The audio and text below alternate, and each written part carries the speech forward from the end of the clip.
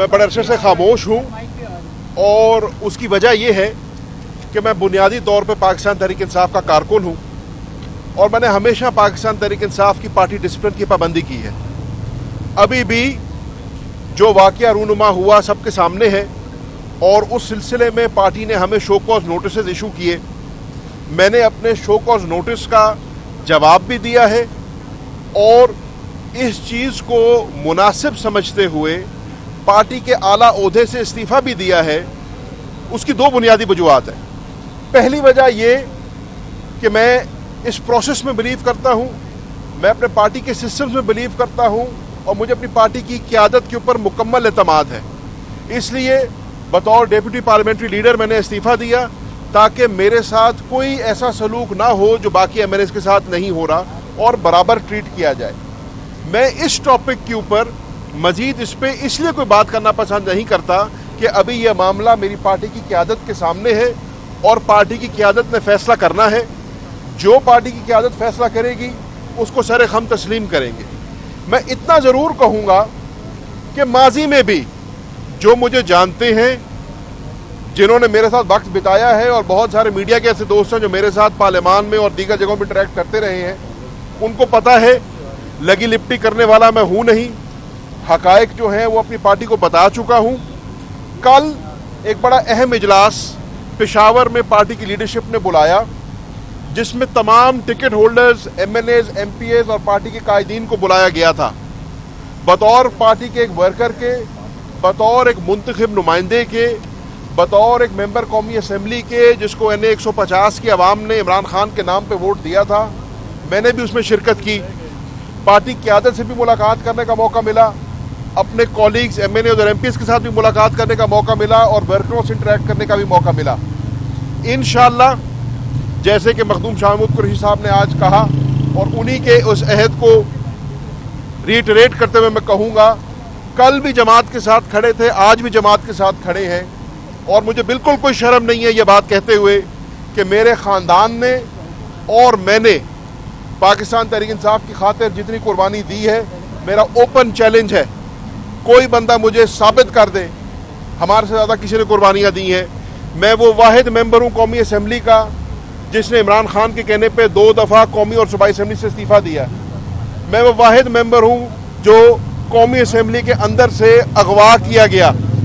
मैं वो मेंबर हूँ कौमी असम्बली का जिसके ऊपर आज भी 56 से ज़ायद दहशतगर्दी के मुकदमे हैं।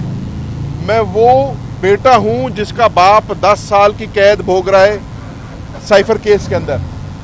मैंने और मेरे ख़ानदान ने ये सारे अमल में से गुजरे हैं। इम्तिहान इंसान पे आते हैं, इम्तिहान आएंगे, पहले भी आए हैं। खंदा पेशानी से हमने इम्तिहानों को फेस किया है और मेरे रब्बुल इज़्ज़त ने हमें उसमें कामयाब किया है। मुझे अपने अल्लाह की ज़ात पे अभी भी पूरा भरोसा है कि इंशाअल्लाह आइंदा भी हमें कामयाब करेगा। जहाँ तक बात है पार्टी की सीनियर लीडरशिप की, वो अपना फैसला करेंगी। जहाँ तक सवाल है मेरा बतौर तहरीक इंसाफ के कारकुन के, इंशाअल्लाह 24 तारीख को भी अपने हल्के की आवाम के साथ, मुल्तान की आवाम के साथ इमरान खान साहब की कॉल के ऊपर इंशाअल्लाह बाहर निकलेंगे और ये वक्त साबित करेगा और आपके कैमरे की आंख देखेगी कि इंशाअल्लाह बढ़ चढ़ के हिस्सा लेंगे। हमने इस तहरीक को ओहदों के लिए या ज़ाती मफाद के लिए नहीं ज्वाइन किया था, हमने इमरान खान को ज्वाइन किया था इस मुल्क में आइन और कानून की बालादस्ती के लिए और इस मुल्क को सही राह पे लगाने के लिए। और इंशाअल्लाह उस जंग के अंदर अभी भी एक अदना सा कारकुन की तरह, एक अदना सा फौजी की तरह, एक अदना सा सिपाही की तरह काम कर रहे हैं और इंशाअल्लाह करते रहेंगे। बिस्मिल्लाहिर्रहमानिर्रहीम, अस्सलाम वालेकुम। जैसे कि आप जानते हैं, आज शाह महमूद कुरैशी साहब को पिंडी ATC अदालत में पेश किया गया। उन पर अभी 25 तारीख को मज़ीद कार्रवाई होगी। वो सब आपको मालूमात हैं। जो अहम बात है मैं वो करना चाहती हूँ। उनका पाकिस्तान की आवाम के लिए एक पैगाम था, ना सिर्फ तहरीक इंसाफ के कारकुनान के लिए और वर्कर्स के लिए, मगर सब पाकिस्तान के आवाम के लिए। 24 तारीख को जो इमरान खान साहब ने फ़ाइनल कॉल दी है वो हम सब के लिए बहुत अहम है। ये कॉल जो है ये पाकिस्तान में अगर हम चाहते हैं कि जुल्म का निज़ाम ख़त्म हो, अगर हम चाहते हैं कि आइन और कानून की बालादस्ती हो, अगर हम चाहते हैं कि रूल ऑफ लॉ इस मुल्क में हो, तो हमें निकलना होगा।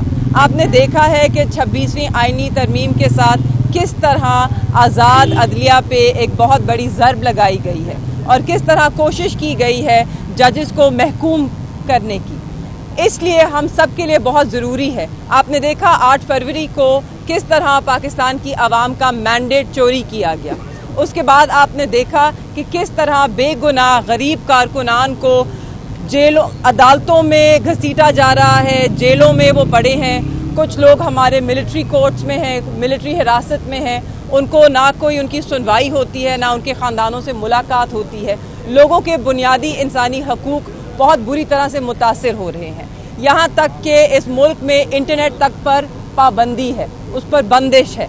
आज कल फतवा भी जारी हो गया VPN पर भी कि अब वो भी इस्लाम के ख़िलाफ़ हैं, मगर हुकूमत भी इस्तेमाल करती है, हमारा हर इदारा उसे इस्तेमाल करता है, क्योंकि इंटरनेट जो है वो आज की रियलिटी है, उससे तो कोई आंख नहीं चुरा सकता।